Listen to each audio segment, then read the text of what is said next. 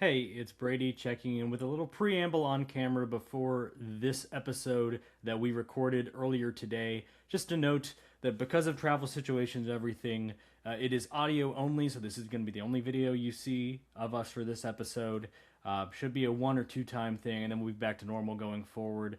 This was also recorded before Georgia State beat Columbia College 110 to 72 in men's basketball action earlier today.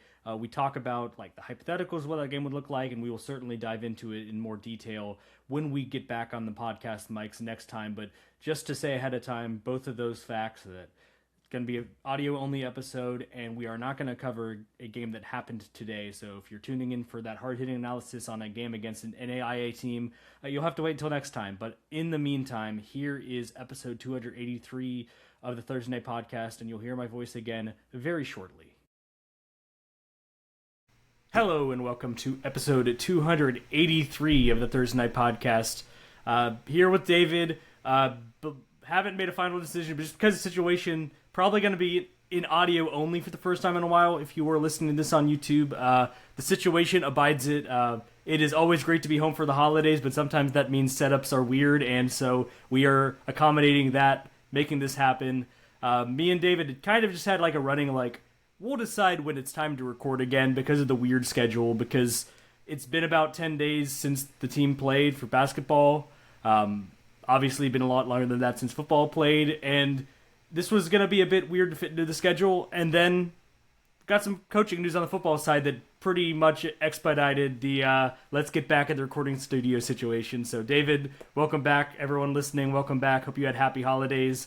And we'll get to basketball at the end, but football, we've got movement on the coaching front again. And this of not the leaving for another job variety. Footballscoop.com reporting.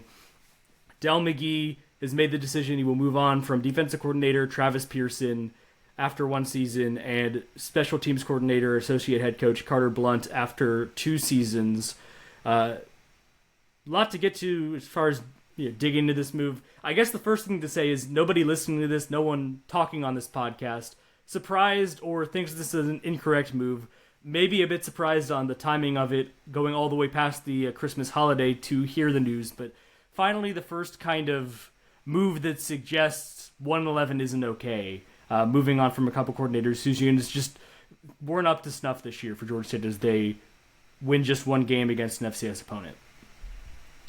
Yeah, absolutely, and happy holidays to you as well. I think I'll start with Pearson just because I was way more excited for this hire, just given the pedigree that he had, and anytime you come from Troy, specifically on the defensive side of the ball, I think like you and I were very excited about this hire, and I think the hire made a ton of sense. It's not like he didn't have coordinator experience. He had been a coordinator before at multiple stops, both in college and in high school. Been a coach for a good long while, dating back to the late 90s. Gross that I said long while in the 90s, but still. But this was a coach that had coordinator experience, so this wasn't like a promotion where you couldn't feel good about it, because he's also been a head coach, not at the collegiate level, but he has been a head coach around football before. So you figured there was a certain level of, capability here. And I just don't think that we saw that really materialize with the defense this year. It's kind of hard to sit there for us to say like, oh, the typical thing you and I do where we say like this is a defense with talent because it did have talent, but like the results were just not there. And even to the degree that we've said that in the past about some Georgia State defenses, the results were not there in a way that like you just cannot run it back. And I know that there was injuries, there's always injuries, and there was some pretty significant ones for Georgia State on the defensive side too. And, they did end up having to play a lot of underclassmen and, some key spots. But even then, like there was a ton of games this year where it's just like the defense, all they needed to do, get off the field, whether it be, force get a third down stop or a turnover. And didn't they go like 7 games in a row without a turnover forced? Like there's at some point something has to give, so I totally understand them making a move here. I wish, Coach Pearson well, but it was time to move on there. Yeah, I mean, I'd go a step further and be like, you couldn't not make this move. No matter how much you want to look at it as like this is why it is Travis Pearson's fault or not. At the end of the day, it's his title on the door, in the Georgia State roster on the online web, on their athletics website. Like it is ultimately the buck stops with him as far as the defense, and you gave up the third highest point total as a defense in FBS this year. Gave up 60 more than once. You gave up 70 for the first time that Georgia State has ever given up 70 in a game when you lost to Vanderbilt in September. And even when it got to conference play, you gave up 41, 41, 38, 40 in back-to-back weeks.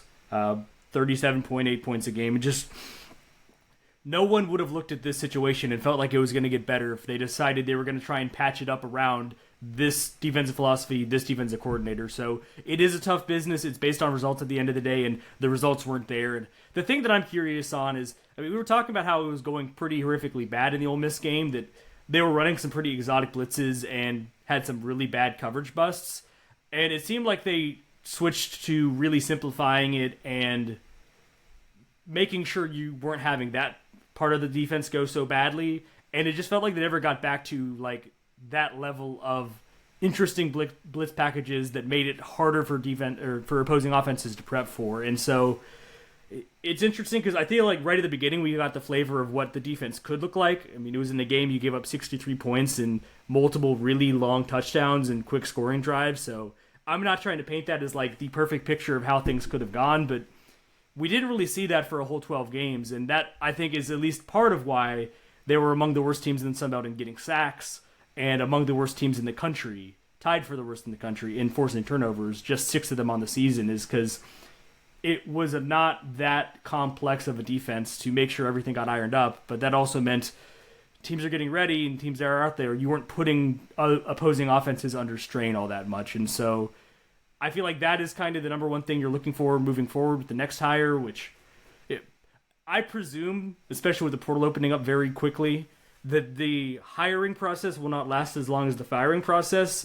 And so I feel as though now that the move has been not made final because the school hasn't announced it, but it is out there in the ether for everyone to know this move is coming, that we probably hear the defensive coordinator hire coming pretty quickly. And I feel like an easy thing to say, but you're hiring the opposite of your ex is the coaching cliche of all coaching cliches when you talk about the carousel. And I feel like you're going to want to look for a track record of somebody who is forcing a lot of turnovers as a coordinator before.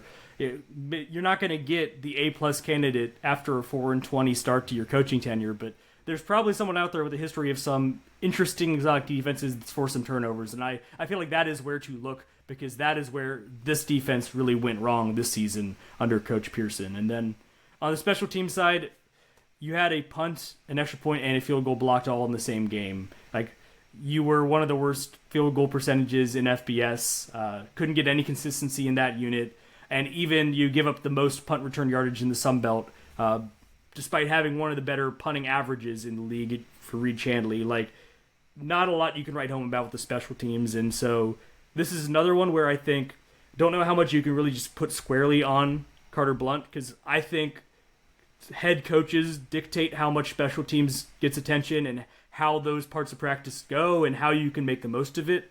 And so I still think that there's something to be learned there as far as like how Coach McGee can take it to the next step and how he can approach it differently, because it's gone pretty poorly for 2 straight seasons. But just the same thing with Travis Pearson, that like his name's on the door, special teams coordinator. Like when it went as badly as it did in 2025, you have to make the move there and hope that the next guy comes in and can get stuff cleaned up. But it also is going to start with how does the head coach prioritize it in a different way than maybe has happened in years 1 and 2. Absolutely. And, It sucks because it's like this one, was very much also not hard to peg as coming. That was a terrible sentence, so I apologize. It's the holidays after all. But I mean, we're talking about a team that had a 44% field goal percentage. The highlight from special teams this year was everybody shocked that they lined up for a 60-yard field goal, and it was great that they made it. I'm not going to sit here and tell you otherwise, but like our jaws are still on the floor a month plus later that they made that field goal. You know what I mean? Yeah, And it's just your field goal percentage on 60 plus yarders is greater than your 30-yard, 40-yard percentage, which is just not replicable, not what you want. Like, you need to be able to make more of those shorter kicks more consistently, and they left a lot of points on the board there, to the point where it was like, you should probably stop kicking field goals, you should just go for it, which is, I think, a lot of the sentiment from a lot of fans. And that's, I mean, to the degree that the offense was actually able to move the ball late in the season, that's what they started doing, So it's frustrating because somebody, of course, has to take the fall, but these were two just sides of the ball that Georgia State just did not. They were not capable of adding to what the offense was. We got the offense kind of moving by the end of the year. I know, Cam Brown had some injuries and, there was some injuries to the running back room as well, but they were finally able to solidify that side of the ball. But Georgia State was just not able to play complementary football in any way because special teams was so bad, because the defense was so bad. They'd put together a nice long drive, get in the end zone or, whatever, or, the drive would stall. They couldn't kick three to, actually get some points. Or then on the kickoff, if it wasn't a touchback, then the opposing team is starting at like the 45 because of a long run back. And then the defense is just, 2 plays later, the opposing offense is in the end zone and the Georgia State's offense is right back out on the field. So something definitely needed to change. And it'll be interesting to see who they bring in, because these two things have been a problem in, Coach McGee's first 2 years at Georgia State. I know I said this to you kind of off air, but I think, I'm not surprised that they, at this point in time, have not made a move on their offensive coordinator, because I think despite some of the offensive issues that they had this year, that wasn't really the coordinator. I don't think that was the issue.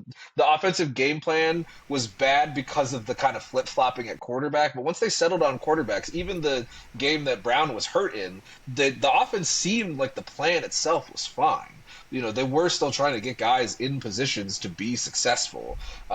And the results were certainly better than it was on the defensive side and the special team side. So Yeah, and I mean, good segue there, because it's worth talking about. Yeah, this was pitched. The quote, like the tagline from Football Scoop's article was, Georgia State makes, quote, major staff changes, which would suggest to me that this is going to be like the biggest moves we see, which would say that Hugh Jackson will stick around as offensive coordinator for his second season. Probably good to have some continuity, and it's kind of hard to like put into like how many games was Cam Brown really the quarterback for this team, because there was injuries, there was the flip-floppy, kind of the two it ended up being, where he was just like the guy for 4 quarters.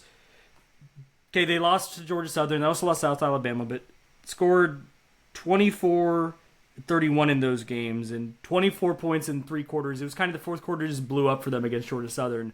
But even that, grading on that scale, they averaged 27 points a game in those 2 games, still healthily above the season average. And then you go past that, the offense looked better with him in the second half against App State. So you can kind of round up from there, and like we are aware of like what made the offense click versus what wasn't working. We go back to the podcast I did with State of Atlanta. We talk about that a bunch. You go through all through the season of us talking about settling on a quarterback and then settling on the right quarterback and how long it took for that to happen. I think you can build on Cameron Brown coming back, which all indications that's still happening. Hugh Jackson coming back, having a whole offseason with him being the guy you're building around, him being the QB1 in your offense, and having the offense geared towards that. You can at least paint a picture there. There really wasn't anything you could sell with the defense or the special teams that like the current plan was going to work. And so that's why I think there's a difference there. And you really don't want to change everyone out. Like, I get that after a 1-11 season, like the instinct from fans who want just think everything has gone poorly is that you got to get rid of everyone, but there is something to continuity. there is something to say nothing of the guys who recruited these players staying around, but just not having a whole staff learning the entire roster and learning them from a personal level as well as a football level. And so having someone now, an offensive coordinator who has been there for 2 years or will be there through 2 years and was also in the building in year one, even when he wasn't the OC, I think that counts for something. But at the end of the day, I started off by talking about like kind of the process of this was wacky and went back and forth on Twitter with some people on this where I can't dispute it. Like, Georgia Southern fired their defensive coordinator in a very similar fashion after a disappointing season. They had the press release for that ready to go day one after the season. He didn't coach in their bowl game. They already made a hire at defensive coordinator. Georgia State didn't handle it the same way. For whatever the reasons are there, we don't know. And I'd be fascinated to know how long ago this decision was made versus when it was kind of leaked out there. But I imagine it didn't take a whole lot of thought to put it together, just based on the results. But here we are after Christmas learning about it. It was not handled in a way that was trying to project kind of that PO'd, we understand, we are mad too, that you could have gotten out of it if you did it a lot earlier. But at the end of the day, even if they make this decision and announce it at the end of November instead of the end of December, I don't think it changes much if the new hire doesn't work out. So in a sense, it was a missed opportunity to kind of do a sales job to the fan base, but they're really going to be waiting on wins and just much better performances no matter what as it is. So I think grand scheme of things, not actually a big deal, but it is kind of, Dell McGee has painted himself into a bit of a corner as far as the team's 4-20 and people are needing to see it flip in a hurry. And so these are going to be pivotal hires as they get ready to attack the transfer portal here in a couple of days. And finding good talent there, that in a way is going to matter somewhat more than the coach. The coach obviously will be helpful, but a good hire, as long as the hire is capable of doing what you need in terms of getting good talent, it'll be fine.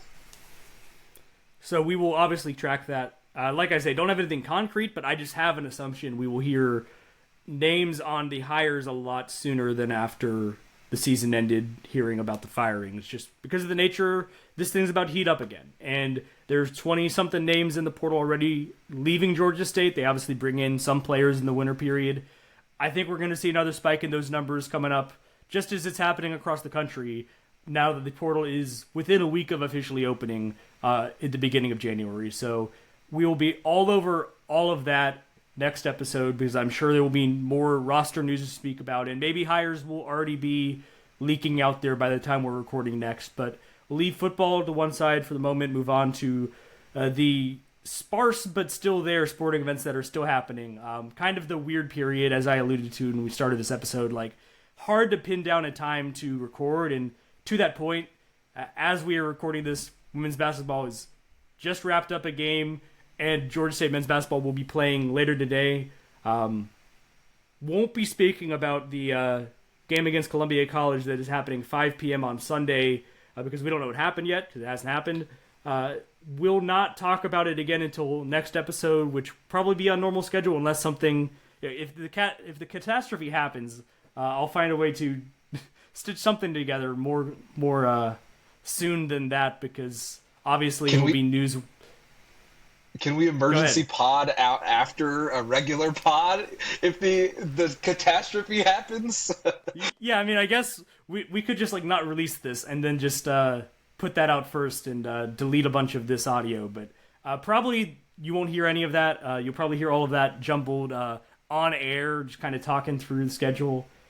They probably are going to win comfortably tonight against Columbia College. The men's basketball team and the women's basketball team both started out 1-1 in Sun Belt play. Way back halcyon days of December 17th, December 19th, Sun Belt play got underway.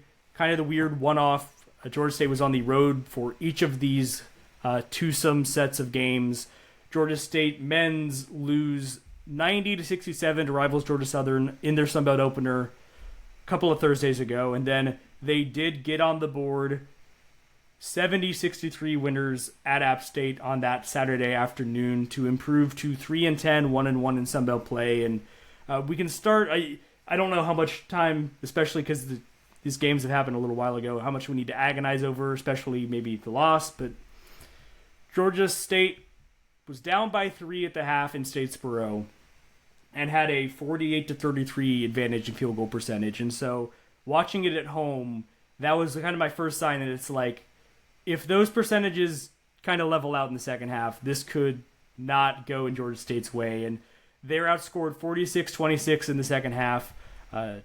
Gap actually wasn't that massive, and they still outshot Georgia Southern for the game, 40% to 37%. But Georgia Southern goes to the line 21 times, Georgia State's 2 in the second half. They make 18 of those free throws. Georgia State goes 1 of 2 at the line, so there's huge gap at the line. And Georgia State kind of gets snowed under. The run went against them. They were able to go on a bit of a run themselves in the first half. 15 points in a 2.5-minute stretch that really got them back into the game. But they could not keep that going in the second half. It got as big as the final score of 23. The final margin of 23 as Georgia Southern come away winners in the opener. Yeah, I mean, this one kind of went exactly how we thought it would go. Maybe not the first half specifically, but Georgia Southern is a team that plays with a lot of pace, and they've been able to put the ball through the hoop a lot this year. Georgia State has been a team that has significantly struggled to do that. And I think the one thing I'll say about this game is this game, in terms of that aspect, went a little bit differently than I expected. Georgia State actually shot pretty well from 3. They had a little bit lower on a free throw percentage basis than they typically do, but that's just because they didn't really take a lot. And Georgia Southern made 31 free throws. That was kind of the game, essentially. Georgia State made 10 free throws. Georgia Southern made, 21 more free throws than them, and Georgia Southern won by 23 points. Like, that was really it, so. And should say, it wasn't like what are the refs' numbers, like what's their address, like what's going on here. Georgia State had 2 more fouls committed than Georgia Southern. It was just the types of fouls that Georgia Southern was getting were more effective because they were getting fouled as they were going up for a shot and they were able to go to the line. Georgia Southern still committing fouls, but they were not sending GSU to the line. Joe and Chappelle did not play in this game. He also did not play against App State. And stay tuned on if he plays against Columbia College, though I imagine even if he's close, it doesn't really make sense to rush him back for this game. So my expectation probably not going to see him for the rest of 2025. We'll see as the new year turns around what happens there. But you get a good Ayuba Bertha game. He's 5 of 8 from 3 to what you spoke about. Jelani Hamilton, 6 of 6 from the line, so kind of doing what he's been doing, where if he qualified, he would be one of the nation's best at drawing fouls. I think after the Georgia Southern game, or heading into it, he had a 9.8 fouls drawn per 40 minutes, which would lead Division I if he was qualified, but he has not played enough games yet. And he is close, and we saw more of this as Georgia State wins 70-63 at App State on Saturday afternoon, back a couple weeks ago. 24 points, 5 of 6 from the line in that one. He is playing his way onto the Sun Belt first team, and he again doesn't qualify. He needs to play in the team's next, I believe, 9 games in a row. He'd played in 15 of the team's 20, something. I did the math. Maybe it's just the next 7. He needs to play the next 7 to qualify for all these stats, but I think he would be well on his way to doing so. And if I can transition to that game, that's kind of the formula, like what we've thought going into the year. We never thought this was maybe going to be a great offensive team. It was going to take being to kind of get into the muck with teams. And we sized it up perfectly. We said we thought App was a bigger chance of them winning just because the style would fit more. And they were just a better team than App for a lot of the game against the Mountaineers. They led for over 30 minutes of this one. Did not trail in the second half. And they took care of business in a way that, like, this is not going to be a team that's going to win a bunch of games by 20 points. It's not going to be a team that's able to just shoot the other team out of the building a lot of nights. But they can win some of these scrappy 70-63 type games where if the defense is good enough, if you've got guys like Jelani making their shots, And if the other team just frankly isn't that great offensively, like that is going to be the formula for them to get wins the rest of the way, is making games like this count where they have a shot. And they were able to do it in this case. Exactly right. And, App State shot under 35% from the floor in the first half in this one, and Georgia State shot over 40% from the floor in both halves. They're not, like you said, they're not going to blow teams out. That's really not their style. But App State just did not necessarily have a high level of pace, and they want to kind of go a little bit slower with their tempo, and that can favor Georgia State if they're hitting their shots, and in this one they did. It's crazy because the free throw discrepancy is like very similar. App State made 20% less, but they shot 4 more and made 1 fewer. So that's where that comes from. And Georgia State just took care of business down the stretch in this one, and they came away with the win. And it was weird watching this one because I felt like I could feel myself allowing some hope, if you will, to kind of creep back in. Or, I think we were mentioning, like, are they capable of getting to that 10-win mark? And I think this is going to be how they have to do that. This is a great first step, but they're going to have other games like this, both on the road and at home, where they're just, hanging around with their normal performance, and another team is going to have a cold shooting night. Because, even in this one, App State only had 9 turnovers. It's not like App State had 30 turnovers or something like that, and Georgia State just had a bunch of points off turnovers. App State still had fewer fouls than Georgia State. Stuff like that. They had the same amount of assists too, and Georgia State made 3 more baskets. So that you really can kind of see, like, okay, what has to happen for Georgia State to be able to win some of these games, and this is very much so their recipe. So. Yeah, and there was the one thing I would say App gave them is they missed some bunnies. There were some open threes they missed as well, but there's some shots at the rim that I think they would say, like, to a man, all the players would be like, we need to make those, and at the end, you just have to take those. It's like games like that where it's like Georgia State has been the giver of those. They needed to be a recipient in a game like that where it's like sometimes the easy shots don't fall, but you've got to make sure that you take advantage of that if the other team's giving it to you, and so they were able to. There was a 5.5-minute scoreless stretch for App State in the first half that Georgia State flipped from an App State lead into they were on top, and they kind of controlled it from there. No Joa, like I mentioned in this one, but you had the best game of Trey Scott's career.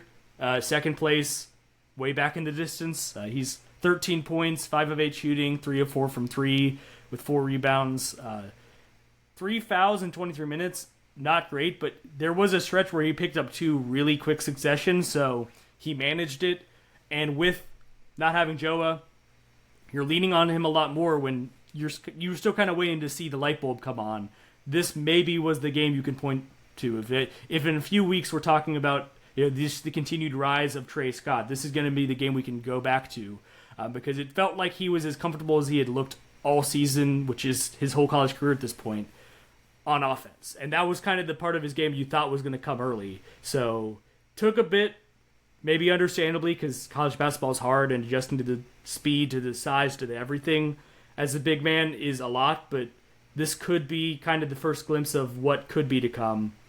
And then you got 10 and 9 from Anthony Eno, so James Cooper, 13 minutes, he used all 5 of the fouls they give you, was filling in there as well without Chappelle out there, so as he continues to miss time and whenever he is back, which is always a bit of an undying mystery with Jonas Hayes' teams where just injuries continue to linger and we don't really get much of an update. They're going to count on those 3 guys to be kind of the rotation. Seems like Christian Beam is maybe taking a back seat. He played 6 minutes in this one, so maybe not playing as much as he was earlier in the season, as Jonas can sometimes kind of lock in on the guys he feels like he can trust to put out there on a nightly basis. So we'll see maybe if the game against Columbia gives them another opportunity to give Beam some confidence heading back into conference play. But I think that the ceiling of this team was always going to be in some measure affected by how quickly Trey Scott could kind of put it together. And we saw a game where maybe that's going to happen heading into 2026. Yeah, I mean, that's what these games are for, right? I mean, it's good to have some of these games later on in the season. It's frustrating to, have the early part of the season in the non-con where you're, a guy like Bean with a lot of talent. You and I definitely have seen, the spurts, and how many times have we talked about a Georgia State big man coming into the year with high expectations is probably a little bit of a strong, nomenclature here, but it's just, I think the game is just a little bit too fast for him right now. And that happens. That's, especially when you're having to play a ton of, I think, very important minutes he was given early on. So we'll see kind of what the rotations are this afternoon as we're recording this, but getting some confidence back as we head into the deeper parts of Sunbelt player, I think, are important. I mean, yes, if it is a formality that Georgia State wins this game against their non-D1 opponent they're playing on December 28th, that will be 3 wins in 4. And it doesn't mean that you're going to learn a heck of a lot, because the Jack State team they beat they're 5-6. They just won against ETSU in between the game Georgia State played against them. But not a great team. This App State team, probably the worst they've had maybe since Dustin Kearns, maybe since his first season. Like, they have been consistently very good, and this seems like maybe a level below what they have been, which is a credit to what he's been able to build there year after year. And then it would be a non-D1. So I do not want to make this into like, guys are getting hot, they're 1-3-4, because the proof is going to be in what it looks like game after game, week after week through Sunbelt play, which is, with the exception of the game today and the MAC game to be scheduled in February, that's all that's left. You're going to be facing a lot of teams at or around or above your skill level. So it's going to be about continuing to put those type of results together like you got against App State, where you're able to win the game, win it close, eke it out in the end when it is all in the balance. And there's going to be tougher tests than what they've just gone through. But you can't take it for granted at the same time, because they started 1-9 and we're losing some games, but in pretty horrific fashion. So if they're able to make something of this little stretch, kind of get a chance to breathe over the holidays, get back into a bit of form before they head onto the road to play Marshall on New Year's Eve, then to go to Coastal Carolina on Saturday, January 3rd, as they continue to, the first 4 games in Sunbelt Play are all going to be on the road. We're going to have to see if, there is a new leaf that is getting turned over here, or if it is just that they've been playing a softer part of their schedule, and that we kind of know everything we need to know about this team, even though there's a lot of games left. Obviously, for content purposes, it is a lot more interesting if it is the former and not the latter, but I'm not ready to project any real meaningful change in my expectations for this team. But it was good and important for them to be able to get a win like they did against App State for a plethora of reasons. The main which of one is that felt like one of your more gettable road games in conference play, and you got it. So that matters. I also wonder, if you look at their splits, and I know they've only played 3 games at home. If you look at their splits, they're 2-1 at home and 1-7 on the road. It's not like the most inconceivable thing for a lot of our fears to just have been, they're just a very bad road team. And I hate that I'm saying this now, especially given who their opponent is next, because like I said, I don't want us to change our expectations. Oh my God, they're 3-1 at home. Right, exactly. I don't want Fortress. I don't want any sort of expectations to change based on how today goes, if it goes positively. But I don't think that's the craziest of things for us to at least assume, if, in a month's time we look up and their road record is still not great, but against some of the teams that they're quote unquote peers to, if they look like they're taking care of business in those games, I don't think that that's the worst thing, is how I will put that. Well, and we know that the MAC team they play, whoever it is going to be at a similar level in the net, so that will be a winnable home game. So stack on maybe several tiers above what Columbia College is going to be, put that in the schedule there in the middle of February, and especially since that week they're also scheduled to play Troy, who I think is one of the better teams in the league. Not going to be a bad time for that matchup. But yeah, we don't really know what this team looks like when they're able to stack performances together at home, because they've literally not played back-to-back. They played one set of back-to-back home games, but one of them was against a non-D1. So the home court advantage could be a difference as far as, like, whatever you want to, getting to 10 wins overall, getting to somewhat of a respectable measure in league play, but obviously they're going to need to have a lot more performances like that against App State if they want to really flip the story on the season, which is all about baked in at this point when they're 3-10. But good to see them still fighting for it. Good to see them still competing and getting a winnable one on the board. It would have felt very par for the course, and we would have had a lot of the same things to trot out probably if they end up losing that App State game of like why it went wrong. But we don't have to use any of that script this week because that's not how they had the game play out. They were able to manufacture a win on the road, which has not been a commonality, a thing that we can talk about all that often under Jonas Hayes. Yeah, I mean, what are we, not even a year removed from the, hey, they haven't won a game on the road in a year stretch, something to that effect. So, like, yeah, you certainly take those wins when they come. And it was actually, so cleaning up as I'm looking at the calendar now, is Thursday, December 18th, Saturday, December 20th. Just for the record, I corrected myself. I was freehanding those dates originally because it feels like 8 weeks ago, if I'm honest. Like, that feels like so long ago at this point. Holiday period's always busy for everyone. I'm sure they can relate. But 10 days ago is when that first game happened, is recording this. They'll play another one Sunday. They'll play another one Wednesday. They will play another one next Saturday. TBD on exactly when we were back on the microphones, but I believe it will be after the first set of conference games, and certainly will be after the Columbia game on December 28th. So we'll know a lot more about the team after how they look against Marshall and Coastal Carolina on the road, because if this is a team that's starting to punch above where their weight class had been for the first 13 games of the season, they might grab one of those games, and at which point might have more of our attention. If they go 0-2 on the road there, well, kind of is what is the continuing story of this team under Jonas Hayes, and so we will move forward from there. But last sports on the Georgia State stuff to talk about this week. The women actually just wrapped up as we were recording this podcast. They also went 1-1 to start Sunbelt play. They opened with a bludgeoning at the hands of Georgia Southern as well in Statesboro on the 18th. It was a doubleheader. The Georgia State got swept in, which always makes fans of Georgia State feel great when that happens. I don't know that there's many of these other doubleheaders scheduled, but of course they had one against Georgia Southern on the road, and of course they lost both of them. Just kind of been that type of season for GSU.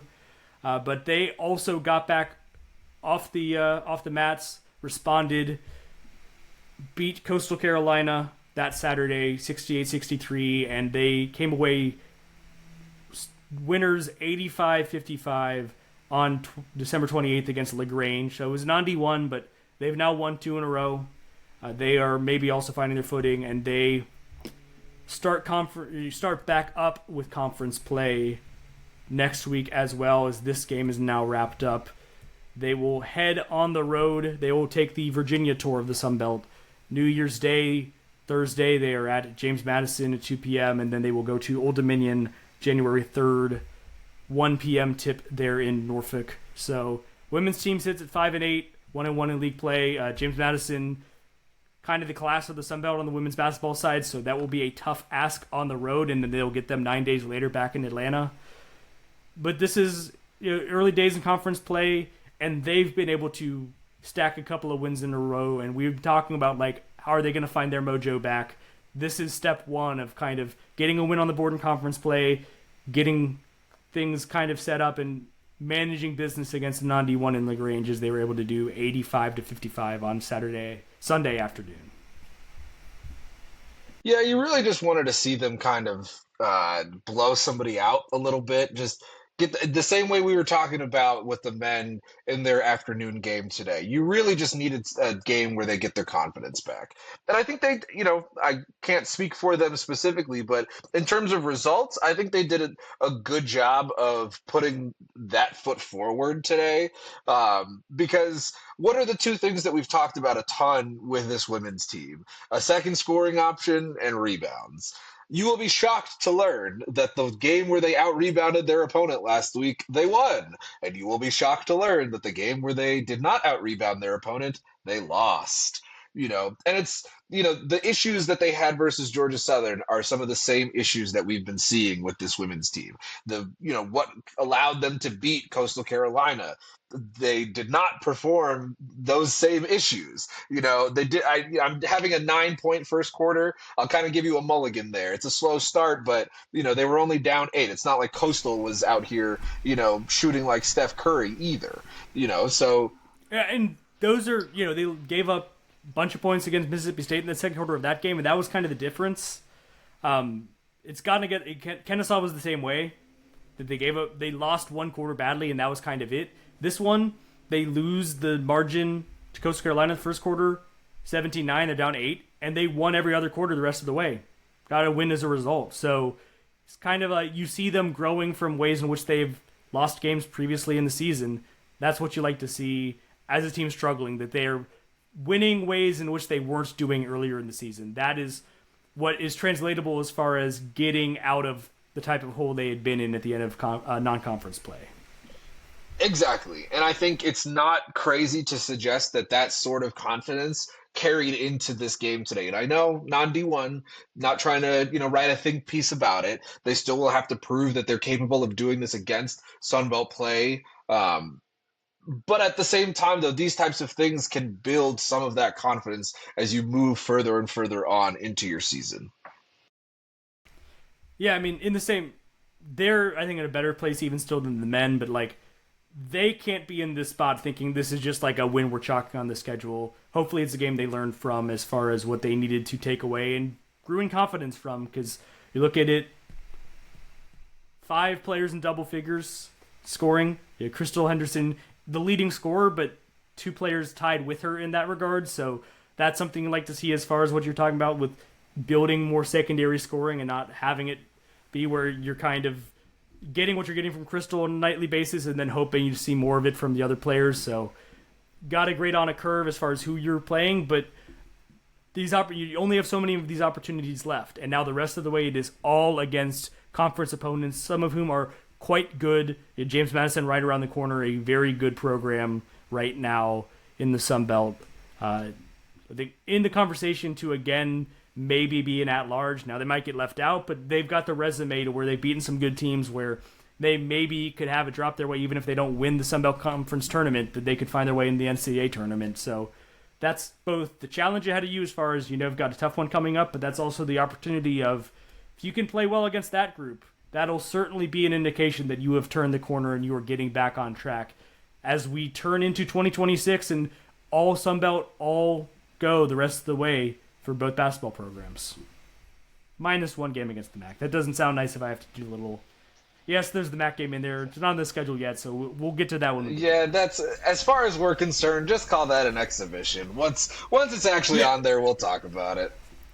Yeah, my actual complaint about that is that it does kind of drop the flow of, you can't just say the rest of it is all Sun Belt games, because it's not literally. There is one more game, so... My only gripe, which is a totally... nothing gripe, is just that it's it is not a Sun Belt game, so if you can't talk so literally about what's left for the team, but other than that one opportunity against a MAC opponent, it's conference games the rest of the way, and like with the men, it should be a team around them in the net ranking, so it will be a comparable opponent, and for them, it'll be on the road because those things are flipped, but an opportunity against a similar foe to go along with their conference games the rest of the way to keep trying to flip this and get back to winning ways, get above 500 maybe by the end of the season. Wouldn't take that much of a task. They are currently 3 games under, so find your way to 4 games over in conference play. There you go. You're above 500 winning season. Certainly doable, but obviously going to be a tall task in what's been a league with some really tough opponents year in, year out for the Panthers. Yeah, I mean, the next stretch is not going to be fun for them. It's certainly not going to be fun for the women, but the schedule just does even out. We talked about James Madison already, and we'll talk about them probably next time we record, either before or after. But they'll play them twice in a couple of weeks, anyways. So after that, it probably evens out a little bit, and we'll see what this team really is made of, because I don't know about you, but I really does not look like they're a 500 type team. I'm not saying that they're as good as James Madison specifically, but I don't see them actually being a team that is struggling to be at 500 through their schedule. I mean, some of their losses have been tough and some of them have just been kind of a surprise, but it's just what kills them is a lot of things that I think are fixable, and that's where kind of frustration might not be the right word, but that's where I kind of look at this team. Like I know that some of their some of their issues are fixable, and it's just a matter of, do they have enough chemistry? Do they have the team cohesion as the games are going on to get those issues ironed out? And hopefully, like we said about the LaGrange game, that is something that they can take with them and move forward. So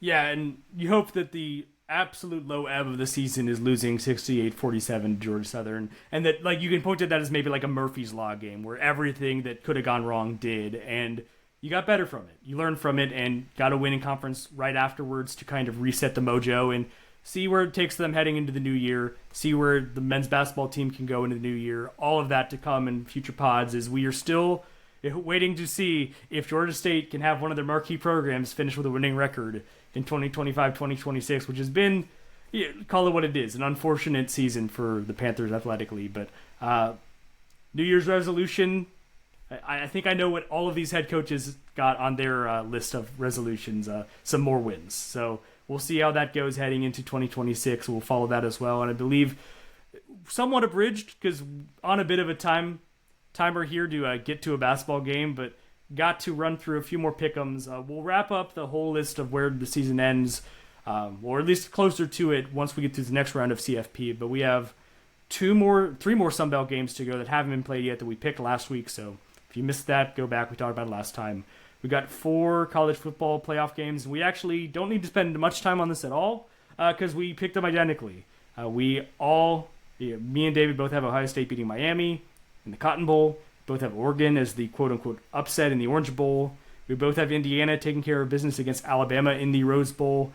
And we both have Georgia beating Ole Miss in the Sugar Bowl. I don't really mind if I'm wrong because that would lead to some really fun semifinals. But I will say that these are 4 great games. And I know there's a lot of kvetching about the G5's existence and being allowed to play in 2 college football games. But everything worked out. James Madison covered against Oregon and I think acquitted themselves pretty well. And at the end of the day, this quarterfinal round is still going to be pretty nails on New Year's Eve and New Year's Day. There's going to be 4 really good games to go along with the other bowls that are happening that I'm excited for. I just kind of glue myself in front of my TV set to see all of that unfold later this week.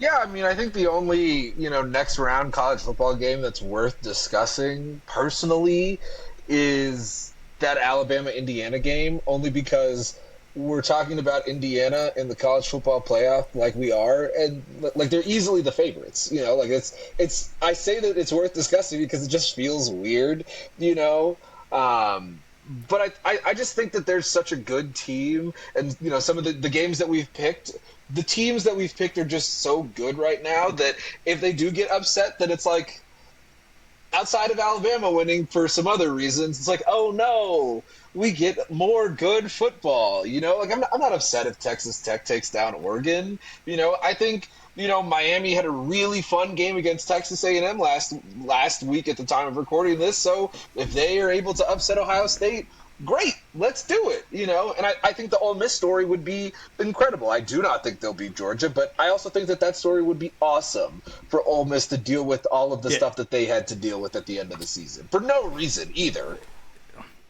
It would be like Pete Golding not having to buy his own drink status before he even has coached his own season, recruited his own team, basically. Yeah, he could lose. They're able to get on a little run. He could lose the Egg Bowl for the next 3-4 years or whatever. Well, careful with that. If they beat Georgia, I think he would be fine if they lose the Egg Bowl next year, even if Mississippi State is bad.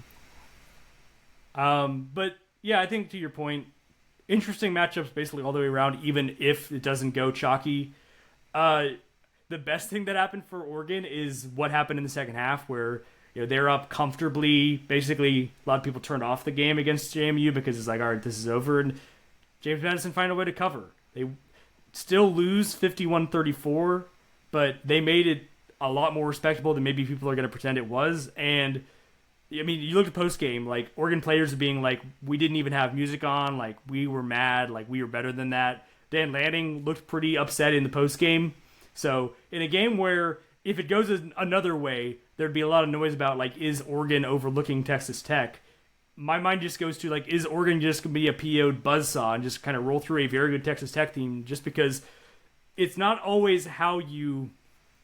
Like, sometimes it is about mentality with these teams where everyone's got good players, and Oregon found a way that they might have a chip on their shoulder even after a game where they won by 3 scores. I mean, and that's just kind of, I think, the animal that Dan Lanning is building up in Eugene. That's just how I see it. And you and I kind of make fun of football players and coaches for some very unnecessary chips, but this one I'll allow. That makes a lot of sense to me if they feel this way. I get it.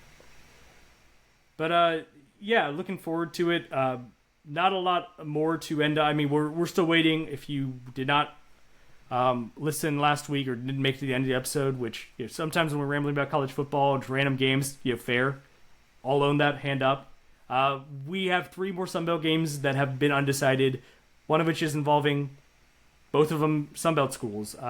Monday, the 29th, Georgia Southern will face App State in the Birmingham Bowl. I have App State in an upset. David is backing Georgia Southern. Tuesday, I believe, I think the 30th, the Independence Bowl, Coastal Carolina is facing future Sunbelt member Louisiana Tech. I've got Louisiana Tech. David has got Coastal. And then in the Armed Forces Bowl, I've got Texas State. David has got Rice. And so no dissension among the CFP picks, but there's 3 in Sunbelt games that we've got left that we are all different on. So a lot in the balance is I believe David has trimmed it to just being down by 1, so a lot to play for in our pick'em contest, which is worth nothing but bragging rights, but still fun as it has been close to the wire. We didn't script it like this, but it is at least nice that it is close that we can keep talking about it. It's not a blowout. Nobody likes blowouts, as clearly is made true by people talking about the Ole Miss Tulane and JMU Oregon games. Like nobody likes blowouts because then they complain about why the game was even played. Well, if nobody likes blowouts, then they must not like college football. That's all I'll say about that. Conversation for another day, for another podcast, which we will bring you at a date to be determined. But thank you for listening to this one. We will hopefully either this next one or the one after be back in our usual audio and video setup. But thank you in the meantime for compromising with us as we made ends meet to get this podcast out. We'll talk next time as men's basketball, women's basketball hit the flow of Sunbelt play, and everyone rings in the new year in 2026.